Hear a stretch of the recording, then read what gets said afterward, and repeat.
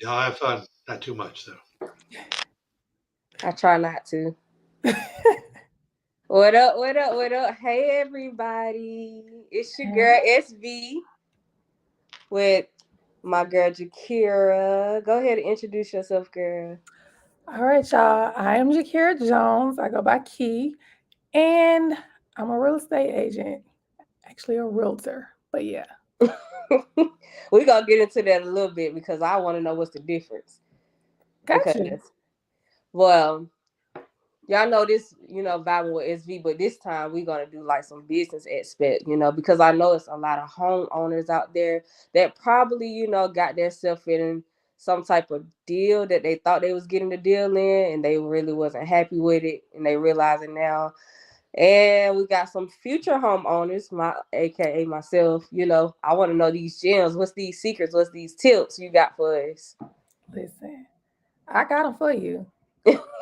So, Well, go ahead and like let everybody know where they can follow you at, or if you have like a website where they can like reach out to you, or you know, just some for basic info. sure. Okay, so my personal Instagram is key.lovesrealty. Um, my business page is jakira.jones_real estate.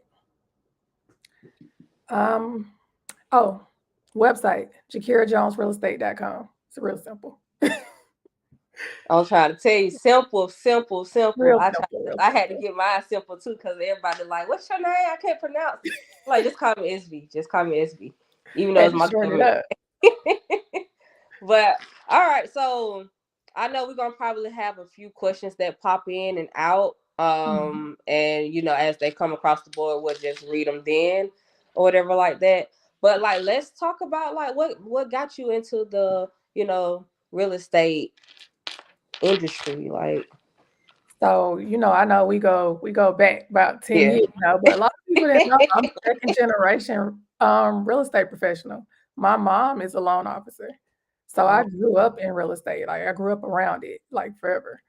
So it's just the amusement of like how much you really could use real estate to take you to the next level. Like that's really what brought me in. And with me growing up in the SWATs, um, product of the West Side, I know it's a lot of people that do not know this information. And so for me, I'm a person of service. Like I really want to be able to get this out to people and just show them. I don't care how small your purchase is. You got to start. Once you mm-hmm. start, it's keeps going from there. Like literally. A lot of people don't know like real estate is a thing. It keeps appreciating. You go get a car, it depreciates the minute you drive it off the lot. Right. But a house, I bought my house 2 years ago. In a year, I had 100,000 in equity.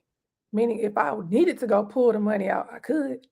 Or if I want to sell it, I'm gonna walk away with that and then some. That's huge. So yeah, because like a lot of people don't like even me, like when it comes to the equity part, a lot of people don't know. Like even if it's a small, I know my sister, she's a homeowner, and she was talking to me about her equity, and she was gonna pull it out and go get the home that she want and rent out that house. Mhm. And just because the area that is in, she can charge like 2,800 just for rent. And I'm like, that's crazy. Easy, That's easy. crazy. It's too easy. Like honestly, like I said, this is something a lot of people don't know about. Yeah. There's so much you can do, but if you got to get into it first. Once you get your footing, I tell people all the time because right now you know how the market is crazy. I know you hear about it on the news everywhere. Mhm. They keep trying to like feel like it's like fear mongering. A lot of people are like, oh, it's not a good time to buy. It is. So Now yeah, that's what I'm the gonna get question into that. was. The question was just that just popped up.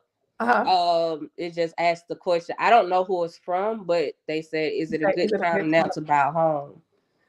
It is, and I'm gonna tell you why it is. I know everybody waiting for a crash to happen. Realistically, we're not in the same conditions that we were the market was in 2008 when we had that crash. Mm-hmm. At that point, we had people that were losing jobs. The loans that they had were very different than the ones that we have now. The credentials is just different. Our biggest problem right now is our pay rate is not matching the rate of the interest rate. But people still have jobs. They're still able to make payments. Mm-hmm. So that's the difference. And believe it or not, it is a lot of people still buying. We still have not hit the actual historic high that we have, meaning it's still some more room to keep going up while everybody's waiting on it to go down. And the thing is, when it does go down, those prices are going to go up. This is basic economics at this point. Mm-hmm. Supply and demand. We have limited supply. It's still technically a seller's market right now because we don't have a lot of supply. So with that being said, as soon as those rates go down, you're gonna have a lot of people running to the market. They want to buy. They want to buy. They want to buy. So we had another question that's that is you well, do you only do Georgia, or do you do real estate in other states too? Right now, I'm only doing Georgia. I'm getting ready to get licensed in Alabama, um, but I do have the capability to refer up in Tennessee, South Carolina, and North Carolina. So, Okay. So y'all heard that, folks. Cause like my main thing, the reason why I do this podcast is just not to focus on like the artistry level. It's also like business qualified people that can like fix your credit, people that can help you like get in a home, people can show you the guidelines of like starting your own business and LLCs and stuff like that. So like that's my main thing. I'm trying to like educate more people, because I know a lot of people that's my age and a mhm. lot of people that's older than me, they don't know a lot of these things. You'll be surprised how many clients that I get, and they're like 40, some 50, and they're just like, "Hey, I ain't never owned a home. I don't know what to do." Like, so at our age, owning a home, if you can do it, do it. Yeah. Because a lot of people don't see that for them. We have so many generational renters that they don't even think about owning a home and what that could do for themselves and their generations behind them. So what about credit score, and how do y'all handle bankruptcies? So I always tell people, honestly, the higher the better. But you can get a loan with at least a 620. You can get one with a five something, truth be told. It's gonna be FHA, which is 3.5% down, government loan. But when you start wanting to get into programs, which is another thing I want to talk about. So down payment assistance programs, they look for at least a 640, 660. Bankruptcy, I do know you have to be out of your bankruptcy, I think about 3 years, Mm. depending on what type of bankruptcy it is. So it's like, I think a lot of people hear it and it's just like, I can't do nothing after that. You got a lot of options. It's a lot of options out here. So, what you mean about what different type of bankruptcy it is? Like, do it have to be like a Chapter 7, Chapter You know, it's 11? 7, 13, 11. Um, it's one that you can actually go like a year after, 6 months to a year, you can go and get a mortgage. As long as you protect your credit and it bounce back, they're fine because you've set up a payment plan basically. The other one, Yeah, they really want to see you recover after 3 years. got it. I, okay. So, my question is, what is the like? Because like the different rates, it have different ranges from different counties. So, Mhm. what would you say the particular lowest range where you still can get a nice piece of land and a decent house, like in the counties of the state of Georgia? Okay, so right now, what I'm seeing for honestly, South Fulton still has a lot of potential because they still have some space. Mm-hmm. Especially along South Fulton Parkway, because that was really industrialized at one point. So now they're taking that and building on that. So people are getting the acreage that they want. Um, Down south, go Hampton, McDonough area, they still have plenty of land. Like I have a client right now, she's gonna get an acre with a house. Like people ain't seeing that right now. You're not seeing that in the city. So you're gonna have to go out a little further if you really want your land, because right now in the city, they're building up, like they're taking advantage of air rights. Meaning you're gonna see those 3, 4 level homes because they're trying to build up instead of utilizing actual space and land. Wow. So what would you think would be better for a person? Let's just say this probably their first time buying a home, Mhm. and all the homes that's out there that they're looking at, and they're like, I don't like it. Is it better for them to like put that money towards building from ground up, or what would you suggest?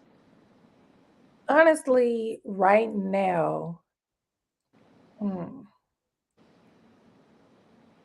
That's a case by case basis. I ain't gonna hold you. Because if you're looking for land, then yes, get you some land and build up if you're looking for a particular area. Mm-hmm. But if you're looking because you want it just to look a certain way, you want it custom, I would say even just get with a builder because a lot of these builders are customizing. You can get it custom how you want it. Yeah, because I know at one point when I was thinking about, being serious about being a homeowner, and I realized I was like, oh, I don't think I'm ready. I'm scared. I'm scared. And I know there's a lot of people that's probably like that, but the reason why I get caught up in being scared because I don't like feeling complacent. Like I don't like feeling like, I wanted it right then and there, but now I don't want this no more. I see that one and I want that one. Like. Listen, I had this conversation with somebody else. This is so funny. So, a lot of people like, well, what if I don't want to be there in a year or two? The same way you got into it, get out of it, sell it, get you something else. But when you start talking about renting, let's talk about how much people spending on rent right now. Mm-hmm. I know people that's spending $2,500 on rent, $2,500 over 12 months. That's what you're giving away. It builds nothing for you. But if you buy a house and you spend that money, well, at the end of the day, you probably got equity. You're gonna walk away with something. You and me, we both know you can go get an apartment. They might not even give you your daggone deposit back, your security deposit back. Noonan is excellent, absolutely, because they still have space out there too. Anytime you go out of the airport, you start looking at space, acreage. Yeah, I know I have an aunt and uncle that built the house from ground up. Mhm. But she in the military, so I know she, she good. But she built a house from ground up and it's like super nice. And she out there, I think in the Sonoya. It's like a little past Noonan. And when I went to her house, I was just like, this is nice. Like I was like, Oh, did you? this is me. I can see it. Like I walked in the house, felt like I was at home. So yeah, I don't know. Like I just know if like what advice would you give somebody that is scared to like move and make that, step towards being a homeowner? Listen, get you a real estate professional. Because I know a lot of people talk with their friends, their cousins, their aunts and uncles that bought houses 10 years ago. Get you with an active real estate professional to talk about what the market is doing so you can educate yourself first. Because sometimes when you have an education, it takes away a lot of the fears of the process. Mm-hmm. So definitely do that. If you could get into a home buying seminar, do it. Take that time out because at this point you're investing in yourself. So definitely do that.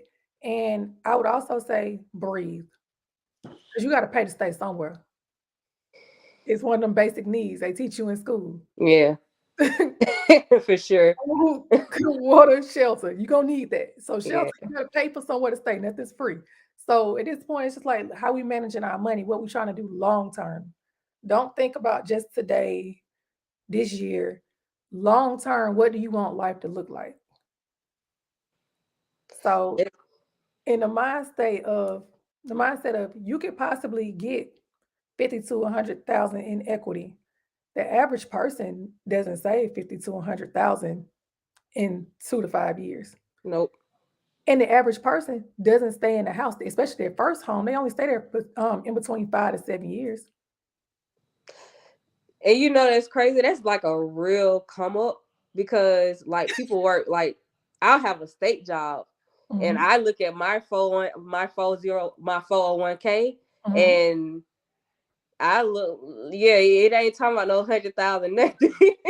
So when I retire, like yeah, I'm gonna be still trying to like figure it out. Figure But something else out. that's yeah, I need to look into that because I don't know. I'm gonna have to like I said, I'm like you said, I'm gonna have to educate myself, get with a real professional, aka my girl right here, Got and you. I got you.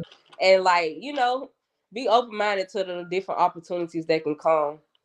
Definitely stay open-minded through the process. We have a big saying going on right now, date the rate, marry the house. Because for example, if you buy a house with an interest rate right now, and the market actually does see that correction where we get lower interest rates, now you're at a position where you can go and refinance for a lower rate, giving you a lower payment on that house. Mm. Or So the other side of that, like I said, what they're expecting is once those rates lower, the home prices are going to go up because they're still trying to, you see what I'm saying, buy these homes. Well, now you've been in your house, you bought it at a lower price amount. Now you can take that, sell it, get your equity out of it, go buy something else, buy what you really want. Because and you got the money to do it now. You just put yourself in a better position. That's why I said now is actually really still a good time to purchase. So what's your thought on lease purchases home? Lease purchase, I always talk about this as a nice bridge from renting to home ownership. I feel like it's really good for people who have like certain issues as far as like maybe you just got a divorce, so the financials look a little weird. Maybe your credit score is not exactly where you want it to be because maybe you did just get out of a bankruptcy and you have not done that time frame yet.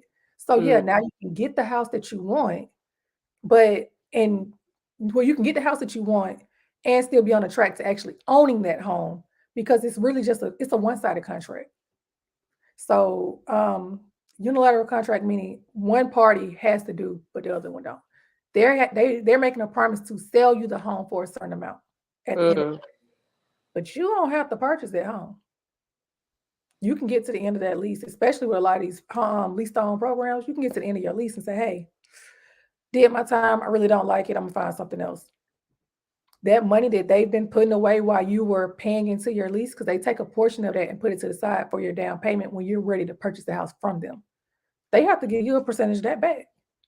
Now they're gonna keep a percentage because they're actually planning to sell that house to somebody, meaning they're gonna have to pay to put it on the market. Right. You still get some of that money that they save so you can move on to whatever else you want to do. But it's a one-sided contract. A good one because like I said, home prices are going to go up eventually. It always goes up. So if they're telling you on the front end, in 2 to 3 years, we're going to sell this house to you that's worth $300,000 for 324 or 300. I'm just throwing numbers out there. That's still a good thing because you can get to that point and that house is now worth $500,000 now.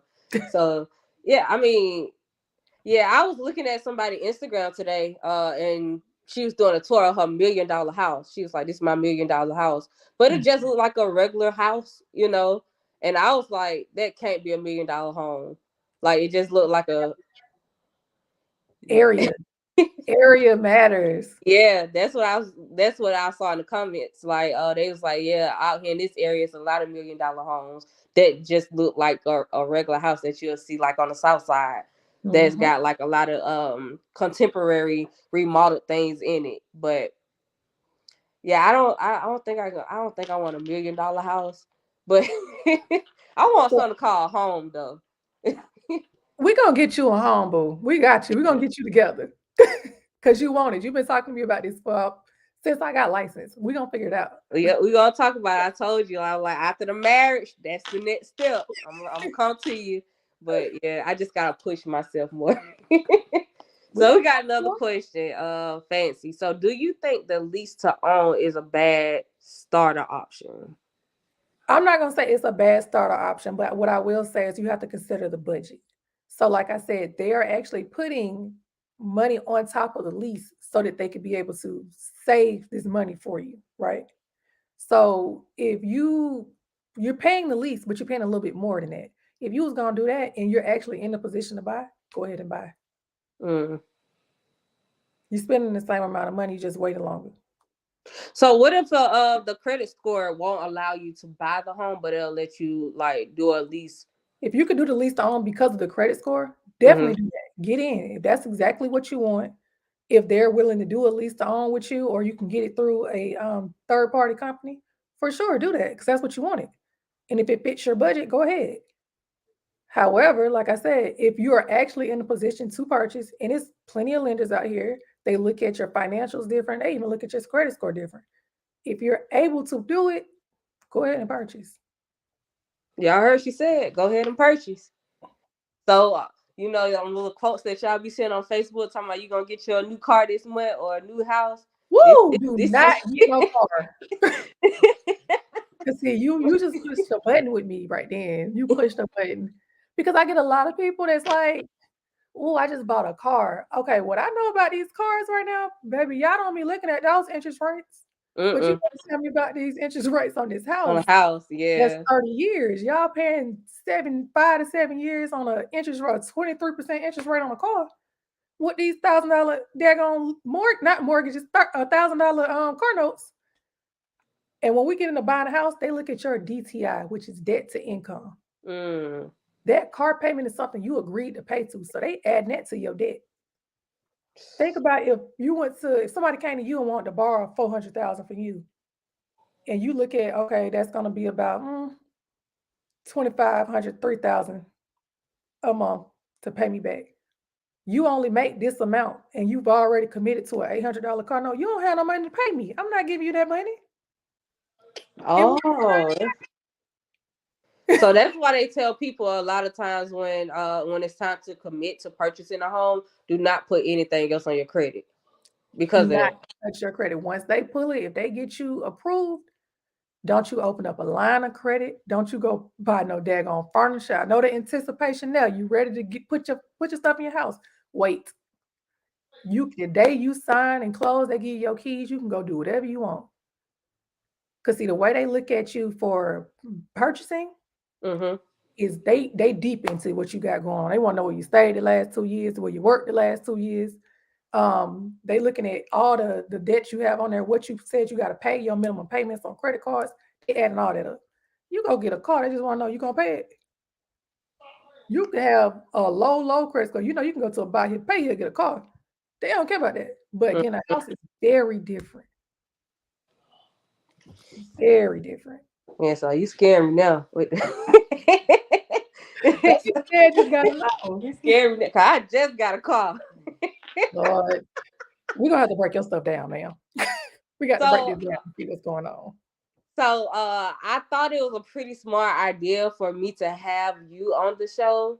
Because like when you was like, if you still I'm interested because I thought about I had the lineup, right? I had the guy that have his own moving company to help people move. Then I thought about you, doing the real estate. And then I have a person that actually fix credit. Like he have his own program to fix credit scores. So I'm trying to put these people on a path. And maybe I need to take heed with what I'm doing too, because like, they say warning comes before destruction, but when stuff good happen, what comes before when good happen? Listen, I don't know, but look, we're gonna try to figure it out. We're gonna try to figure it out. But yeah, I think it's really dope that you got into this, and you said that your mom was a loan officer, so you already was like, kind of had a background with doing this. I was around it for years, so like I have a mentor who was like, I knew when you got into the game, you was gonna know how to find stuff. You've been in the game without being in the game for years, which is true. So, I'm going out here finding the unfindable. Like people like, I don't see nothing for 150,000. Well, I just closed one that's 138. So y'all not looking? I'm out here finding the unfindable. It's out here.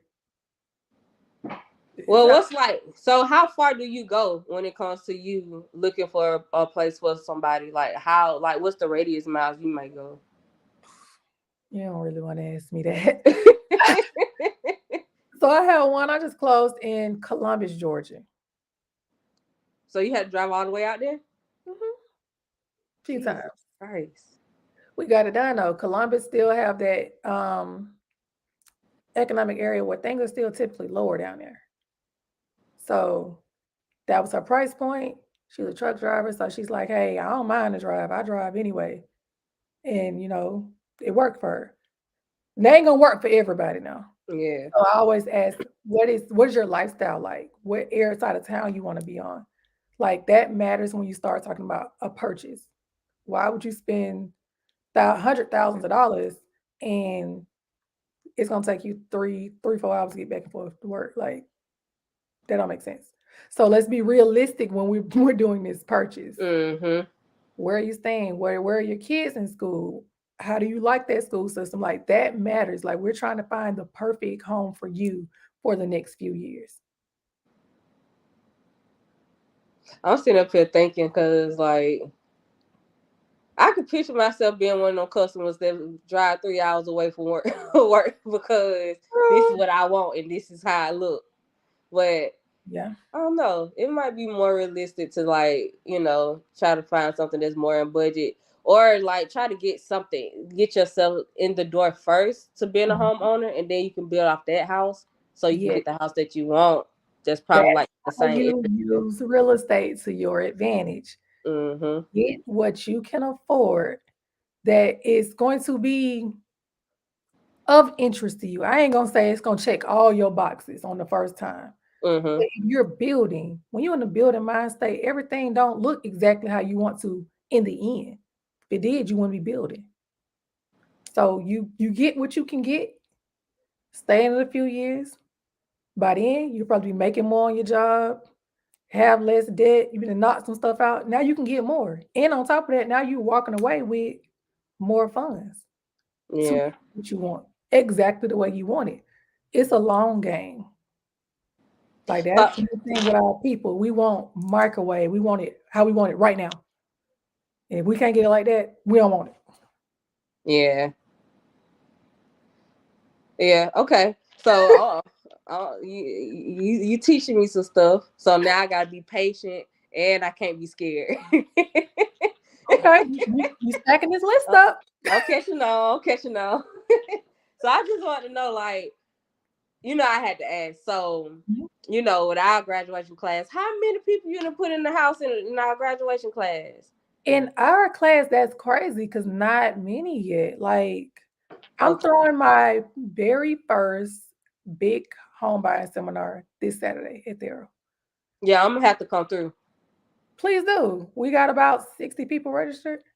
And the thing with this course, because it is an 8 hour, the 8 hour is so that people can get their home buyer certificate. So a home buyer certificate is typically for first time home buyers because now it allows you to be able to use those down payment assistance programs. They all require you to have a HUD certificate. So you're learning everything from the entire process, analyzing when is a good time for you to buy. What do you need in your purchase? Like it's getting you really thinking this whole day. You hear from we have an insurance agent coming out, an inspector. You're learning about what that process is like and what is that going to take. Like you hearing from the lender herself. Like she's Mm-hmm. telling you all the programs. Y'all ain't gonna believe how I turned around this one deal.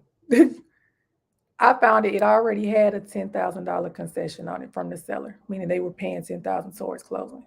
Mm. We went through Atlanta Housing because they give 20 to 25,000 to first time home buyers. We're Got gonna that. come back to that when you okay, go ahead. When I said programs, not them programs, that's how we do it. So that's you looking at 30,000. You know that girl had to come to the table with like less than $200 to close, and On we her brought the house? rate down to 5.35. Her first home. She's 25. 25 bought her first house. Wow. And they So 25 only put 200 towards closing costs. mhm. What her credit score had to be like? Her credit was like 6 something. I had to talk to the lender. But it wasn't like, you know how people in their head be like, oh, you gotta have a 7 or 8. It wasn't that. Mm-hmm. It wasn't that. It was probably like right above 640, 650. So we got a question right here from Walter. Mhm. Um, are there more discounts for seniors or youth when it comes to buying homes? Um, Not really. So, what I know one thing that they have for seniors right now, especially in the city of Atlanta, is they have like the rehab program. So if they've been in their house or whatever, and you know how like a lot of seniors, they just get comfortable in their house and so they don't really fix things, but they need it for their betterment of being able to get around. They Mm-hmm. have a program that can come in and pay to get that stuff done. But as far as them purchasing, not really. Like if they're a first time home buyer, they get the same qualifications as other first time home buyers. And a first time home buyer is anybody has not owned property in the last 3 years. So you could have bought your mama could have had a house 10 years ago, but if she ain't bought since then, she's now a first time home buyer again on paper. That's pretty dope. He said that's some boy. Excuse his Well, life. I'm sorry that you feel that way. He said, she said she said it got some different loans to help you, like, fix the house up, make it look like it's a new house, I guess. It's all about the imagination. You get tired of where you stay at, paint the walls, change the flooring, change the There you go. counters. Like, it's like just, yeah, it's You gotta ways find to maneuver, I guess. But okay, so I had another question. I heard you talk about the Atlanta housing Mhm. for like people that do receive housing vouchers. What are their steps when it comes to being able to, purchase their home with using the actual voucher that they have? So they have to do a lot of the same things because those people are usually the very ones that need to get that down payment assistance. So they still have to come to the 8-hour course. They have to get the information because they gotta have that up under them. The lender, and it's a lot of lenders. Not all of them. You have to shop your lenders because not all of them know how to do it.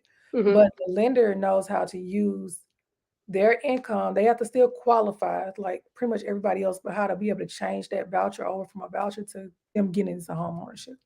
So they know how to stack different programs to kind of help them.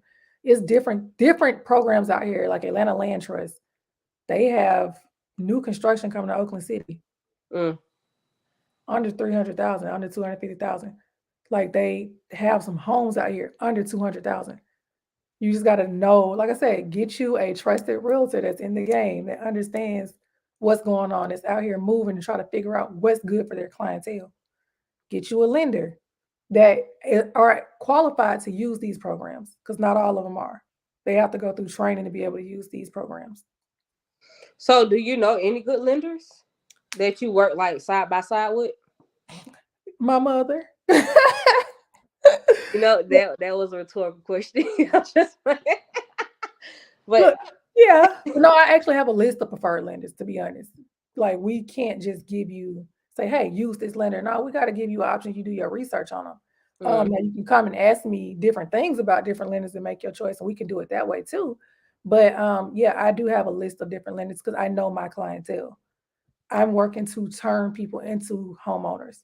So, with that being the case, everybody got different stories, everybody got different scenarios. So, it's going to take a little bit of different working. Got to negotiate different with the seller sometimes. My people need a little down payment assistance. They need a little closing costs. You gotta know. yeah, because I think that's like, but I don't know. I think a lot of people can save for their closing costs when you know what you expected to pay. Because I know a lot of people, like, I think the most is like 15% or 20% of your what's the name goes to your closing costs or whatever like that. And for most people, it'd be no more than what, like 20,000 and less. It's definitely 20,000 or less. But I'm gonna say the times of 20% to get a loan, I think that is like typical when it was conventional loans, like that was the standard. Mm-hmm. You get conventional loans now that I've seen a 1% conventional loan, 3% conventional. Girl, they're out here like that times of having to have 20% of the total purchase price is no more. Like that's not standard anymore. Right. And they do want to see that you've saved some money in your account because they want to know, can you pay this? But my mom actually has a program which is a 0% conventional loan. Now let's talk about your mom program. Baby, How we should get her on the call. Get on your show. But no, seriously, she does have different programs. Like one where they give, I think, 7,500 if you're moving from a place that's basically, I want to say this politically correct, but that's not my problem. Where you coming from a place that's like mainly Black people, they'll give you 7,500 for you to buy your house. So it's different programs out here for sure. Like I said, she has the 100%, which is their portfolio product. They do VA, FHA, all of that. Oh, that's easy. My most memorable moment is always at the closing table. seeing people that really thought that they weren't able to buy get their kids. Hey, mom. Oh, She's tell on mom she yeah. got to come on in so we know about this. Just one. But yeah, so yes, just seeing people like really see that thought turn in their head. Like you literally can see people wheels turning, and it's always a process, it's a journey. So seeing them get to exactly what they want. I had one client and I was hoping she would pop in, but she be on the road. But she has grown kids. She didn't tell her son she was buying a house. Her son is in jail. He called randomly while we were at the closing table, and she took the call and said, "Hey, I'm closing on my house today." He was like, "You didn't tell me you were buying a house." She said, "Yeah, I know I did this for y'all, so that y'all can always have something." She was thinking with the thought of generational wealth building. So, that did something to me. Like, man, we was up and down the Let's road talk of White about it. House just so Let's you talk can about get it. it. That generation wealth is that's huge in our community. Like we need it because, like, I hate to say, but it's not a lot of people in our, like, the skin tone don't have a lot of generation wealth that's coming from family members. Right. Like the most I probably see somebody probably like get caught up or up and up on the rich end almost, or Mhm. living life like just comfortably, is through life insurance policies. And we need more of those too, because we don't have we've outdone ourselves with fish fries and cash app. Okay, we need some more life insurance policies. It's the Okay, coming. well, I see what you're saying. I understand what you're saying, and honestly, just go ahead and sell that. It's so you can get you what you want. she trying to drop some gems on you. She said, sell your home and you can get what you want. And the thing is about your home, you already built equity in it, and you on top of the equity you're gonna get, you still could get a price about like how I would say at the most you probably could get almost probably like $300,000 for your home, just alone from this generation, like this time of year, Well, say, well, because I don't know where your home is, but I can say I'm pretty sure it's worth more than when you bought it. yeah. And probably with some slight upgrades, like maybe, I don't know, getting a carpet clean, like little simple stuff to put it on the market, you can sell it. They are still coming in over asking price in certain situations. So you sell that. Now we can go, you want something new? Let's go get you something new. Because a lot of these new constructions, they didn't bought down the rate. They giving towards your closing costs. Like, let's go do that. We got Fancy that said generation wealth is what I'm on right now. We need to know how to do and maintain this. Yeah, I do agree. Because as I was stating before, when it comes to like, unfortunately, this tone, like, is I don't see a lot of wealth. Like I still see people that's living off of retirement or social security money because they don't have enough generation wealth built from their mothers and fathers or their grandparents or whatever like that. Yeah. So So, like I said, starting out, this skin tone, as soon as their kids are born, they go and get policies, $1 million policies. And it sounds crazy, but you know why they do that? Because it's no health factors. The baby just got here. The older you get, the more prone you are to health problems. Now it's hard to get health insurance. And who's to say something may actually happen to that baby? Now the money not gonna bring that baby back, but at the same time, now we got money to kind of do something else with. Let's put something else in place. Also, once that child grows up, is 18, 21, they can now sign that policy over. They can make the same payments that their mother or grandmother was paying for it. Now they have an asset that they can kind of build into. It's different type of policies. My husband sells insurance. He sells IULs, like index universal life insurance policies. You literally could become your own bank with IUL. Instead of going to borrow from the bank, now you can go borrow from your policy. Mm-hmm. Yeah, I was doing this thing with Prime America, or what I think Primerica. America, yeah. I had got licensed with them. I think like in 2017, Mhm. 2018, they made me take the test, and I had to pass it and all that stuff, and like try to like get people to buy. But it wasn't like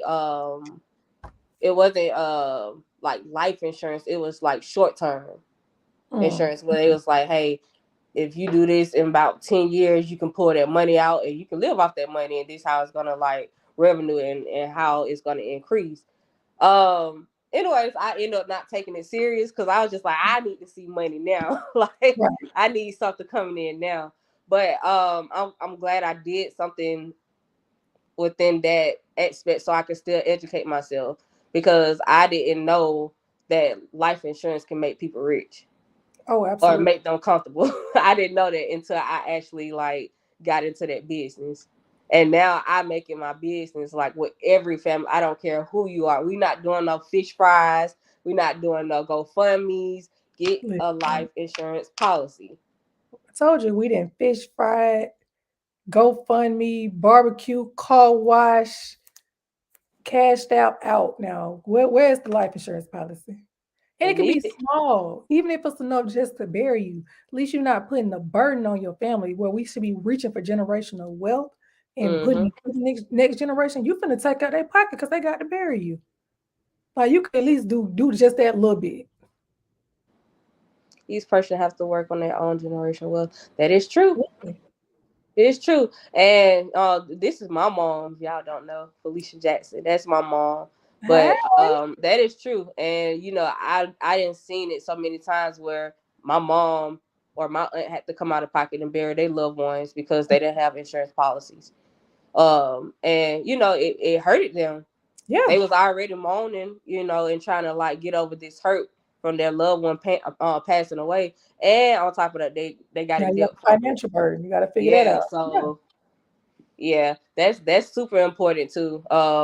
Just as much as getting your own home, purchase you a life insurance policy with it. Maybe like you do like a little teamwork with you and your husband, like after you buy the home, hey, you need life insurance type. Man, we do so much work. He's also a certified business advisor. So like he's teaching how to get your business, build your business up. Like, listen, this household here got so many businesses in it. It's crazy. I'm trying to say, like, why we couldn't do no duo today? You ain't asked. You asked for me. You got me. We try to get all the information. Let's like, and I feel like the best thing to do is to help each other out. A lot of people want to keep it to themselves, and I appreciate you, coming on here and reaching out to me and like, hey, like, Uh-oh. He was watching. He come down the steps. that's what I'm talking about. That's what I'm talking about. Come on in, my good sir. Come on in. I hope you presentable because your wife looking good over there. He said, "Gene said that but a word." But no, like I feel like it's always good to have. It's always good to have that. Like, yes, we All appreciate right, you. now We do. it's time to keep up with Welcome. What Jones. is your What's happening? What's name? happening? What's happening? The man, the myth, the legend himself is in the building. What is What's your goody? name? What's goody? She said, "What's your name?" So, top of the top, first of all, kudos to you, boss lady. I've been upstairs just totally entertained. Super, super dope show. So, my name is Keno Jones II. People know me as Money Man Nino, but you can call me Keno. Yeah, I'm Mr. Jones. You from the West Side too? I'm from the SWATs, absolutely. So we both APS babies. Same. Oh my god. So I get why they call you Mr. Keno, the money man. Yeah. She was telling us. She No, telling us trust me, I all. was up there listening. I was just, I promise you, I was in my own little bubble. I was like, oh my gosh, that's me. Oh my gosh. Oh my goodness. Go, Barry, go. See, I can't comment on the TV. I saw Joe comments like, I'm here, and it's like, oh damn, I can't comment. Yeah. So See, now you see why I Now said you you here. asked for me. That's why I was here. Yeah, I called for him. Here you go. Well, I mean, it's always better to get this duo because like she's doing the real estate and you doing a financial advisor. Like, come on, we need all of that. That's hand in hand. We need it. Yeah. Like, Absolutely. how can we budget ourselves to stay out of debt and to get into this house? Like, Right. For our business owners that need to build and scale, they have no succession plan. And that's the biggest issue right now. Because it's no generational wealth if you don't have what you gonna do with your business when you done running it. mm-hmm. So I think there's something that needs to be clarified, especially on that whole generational wealth tip. So what's up, my Jackson? No, you're absolutely right. You do need help with your business. I 100% agree. But I think it's something that definitely needs to be clarified about generational wealth. I hope people that's listening, watching, got their pens and pads ready because I got some real game I'm finna give y'all. So a lot of people think that you need it's a lot of people that I hear oftentimes with clients that they want to.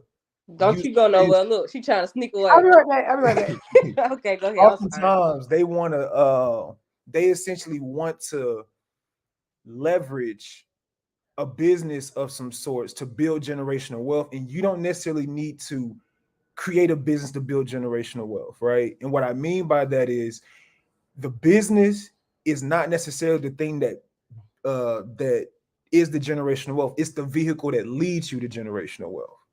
You know what I'm saying? And what I mean by that is, so I was upstairs thinking and listening to Bay, and she literally, and the thing that literally came to mind was everybody on this call, everybody in the world, what they need to do and what they need to create is leverage.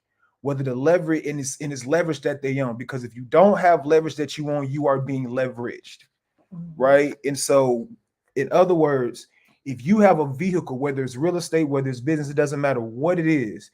The vehicle is what's going to enable you to create the leverage that's needed to create generational wealth, right? So we actually have a plan in our household where basically I call it the 7-5-2 rule, right? Where basically anything that we're going to accumulate in terms of actual capital, we're going to use that and we're going to multiply that money and basically position the money that's multiplied to then produce money babies is what I like to call it.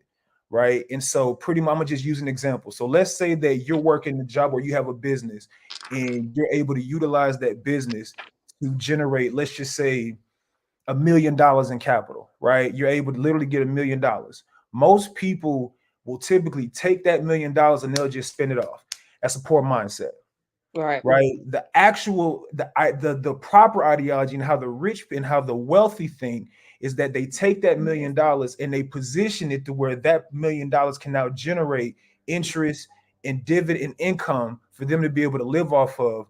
But the difference is that instead of them living off all the money that the actual money creates, they live off a portion of it and they reinvest the difference, and they have that money grow every single year while still living off the income that initial money is generating. You know what I'm saying? And so, like just as an example, if you took that $1 million and we apply the 7-5-2 rule, 7% of $1 million is $70,000, right? All right. Live off 5%, which is 50,000, and we take the 2%, which is 20,000, and we reinvest that. The following year, instead of that $1 million being $1 million, guess what? It's now $1,020,000. But the 50,000 is still coming in as income. And you literally just repeat that. And now before you know it, 10, 20, 30, 50, 100 years from now, that $1 million has now tripled, quadrupled in the income that is produced. Literally, like you cannot well, let me take that back because you can't trick it off. But it's very, very hard to trick off money if the piggy bank is not touched.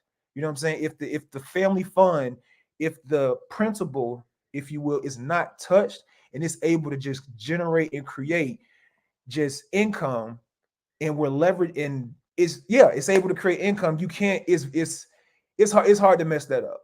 You know, you would have to be intentional. You would intentionally have to touch the actual principal for something catastrophic or like an emergency of some sorts for you to be able to lose that consistency in generational wealth.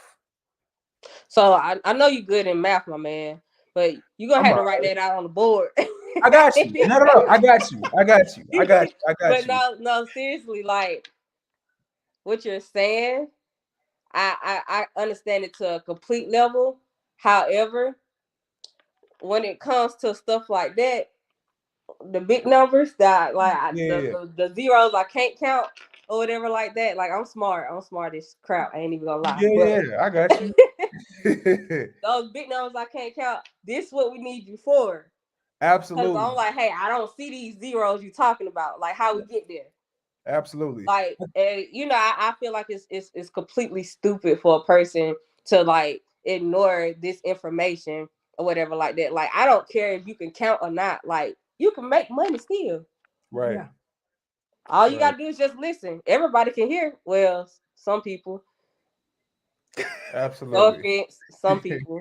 But I ain't gonna lie, Walter was feeling some type of way, and I low-key feel bad for my man because my mother-in-law really gave you some real game. Like, I really feel bad for Walter, man. Walter need to holler at me, man. I got something for him. He asked you a question. He said, What'd he say? how can you help him with he said, how would you do a financial plan for a poly relationship? This man. Well, I mean, no, I got a real answer for him. I think it really boils down to your end game. You know what I'm saying? Like, literally, what is the ultimate outcome that you're looking to set up, and how exactly I like my chicken fried. I like my chicken fried. Ma, you know we don't yeah, that's my mama. Oh my God. I like my chicken fried, my Jackson.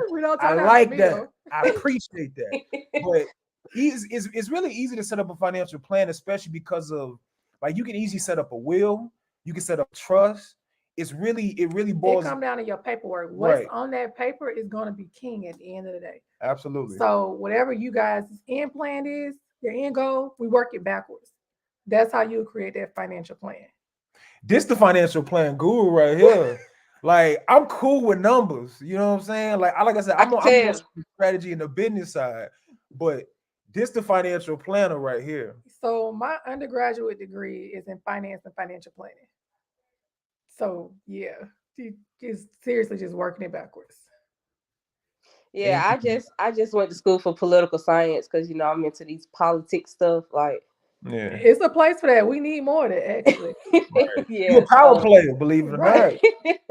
You're a power player. We need you. I can talk to you real good and make you believe whatever come out of my mouth, but it probably not be true. Where you from? You from the Swats? Yeah, pretty much. Okay. West Side, Bankhead. Yeah. Okay, yeah. I came and moved over here to Thera and went to Thera like my 10th grade year.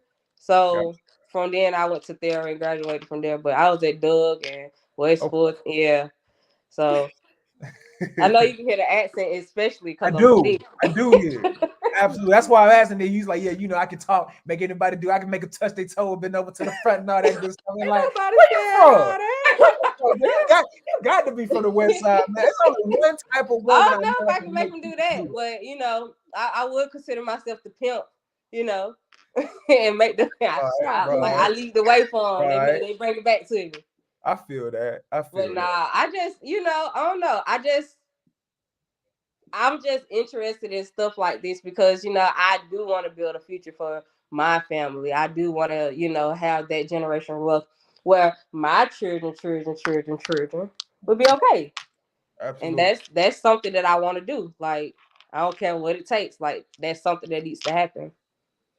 Absolutely. How you want to build generational wealth for your kids? What's going to be your vehicle of choice? Is it real estate or is it is it real estate or what? Life insurance. You got a lot of different vehicles. Probably life insurance. Because, you know, we all know, like, you know, everybody can have a house, you know. Some people buy it, some people don't. But we all know everybody got to die one day. So, don't know what the timeline is, but we know for sure. And I'm not saying it in a bad way. Oh, it's but the truth. I am saying it as in, like, one day we have to die. We have to live. We have to leave here. But while we living, what are we building towards for people that needs us in the future? Like, I can't lie. If something was to happen to my mom and my dad right now, because I am very dependent, but I depend on them a lot too. Like all right. I got my own, but I still like, hey mom, like what I need to do when I call these people, like, you know, I just still had those What I'm conversations saying. with her. So, and I told my mama how important it was. Hey mom, when you leave here, because when I ain't got it, or I can't go to my husband, we in a like, you know, a stuck place or a sucking place. I call and ask my mom, can I borrow this? When you leave here, do you still have something in place for me to borrow from? I put it back. But like, and I just be straightforward because you know we need that. And I feel the same way with my son. Like I want him to still be able to feel that same way about me. Right. So it will probably be more so the life insurance aspect, but I see that on the buying a home, being a homeowner is probably the quicker way. Okay. Like from 3 to 5 years, $100,000 in equity. And I just compared that to like me working my state job and been there 1 to 2, 3 years. It's still not adding up to that. So yeah. For sure. I definitely get that. But yeah, it was a comment up there. I missed it because I was running my mouth. Where is Mossberg? She is in herself.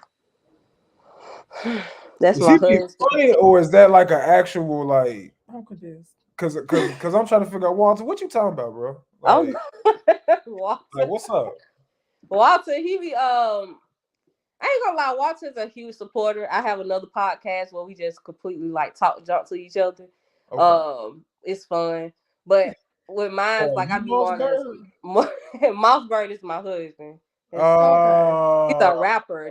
That's his rapper name. okay. Oh, he's asking where your Okay. husband because you went there Okay. by yourself. I'm like, oh, That what's makes going sense. on? Cause no, cause at first I was so confused. I'm like, bro, is he trying to be funny right I'm like, what now? you got going on? Talk time. Nah. Walter, he probably asked where my husband is because I'm in here by myself. It's my show, Walter. But It's nah. her show. And I tell you, you asked for me. So Mossberg got his show. He know Mossberg got his show where he do like stuff like this too, but he mostly dedicate his stuff craft to like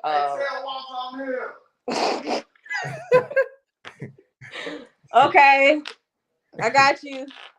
What's that Walter, Outkast song? Ice Cold. Is that how it go? it is, but not right number. Oh, okay. Yeah. It was all right. yeah. So we got about 2 minutes left. I wish I could spend more time with y'all because talking with y'all have made this very easy. Like, you know, but I want to wrap up with you sharing your information, how people can get in contact with you, Kino, and you can repeat yours again so everybody can know, you know. Well, So I'm gonna go. All right, cool. So y'all can follow me on all platforms, primarily Instagram at Bless You Money Man Nino. Point blank. Period. Not point blank. Period. Bless You Money Man Nino. If you type in Bless You Money, I'm gonna be the first person to come up at the top. The El Negro, the bars, bald headed, just good looking guy.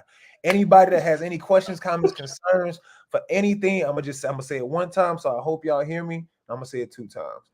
Anybody got any questions, comments, concerns, please contact me at my I'm gonna give y'all my personal phone number. 404. Wait a minute. I just said online? You gonna do it online? Because I was just letting them go through the inbox. Yeah, I let them go through the inbox and then you give it to them.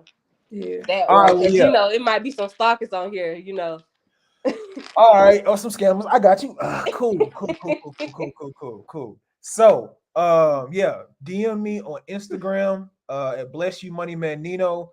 Contact me on Facebook at Bless You Money Man Nino.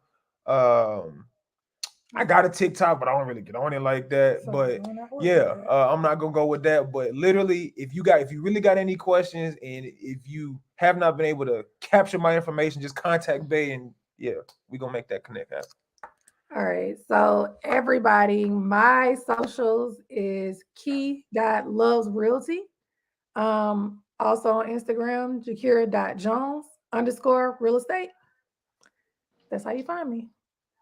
And y'all know what it is. It's been another great episode. This is episode 3.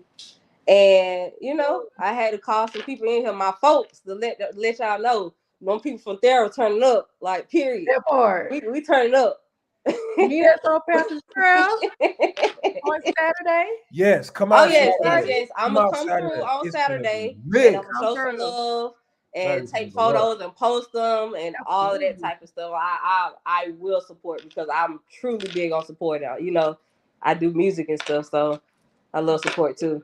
But y'all know y'all can follow me SV Music, S Vandella Music on Instagram and Shamisia Vandella on Facebook. Don't follow me on TikTok. It's only for personal friends and stuff. But y'all gonna catch me next time on the episode of 4 next Thursday, 9:30 p.m. every Thursday. Holla, we out.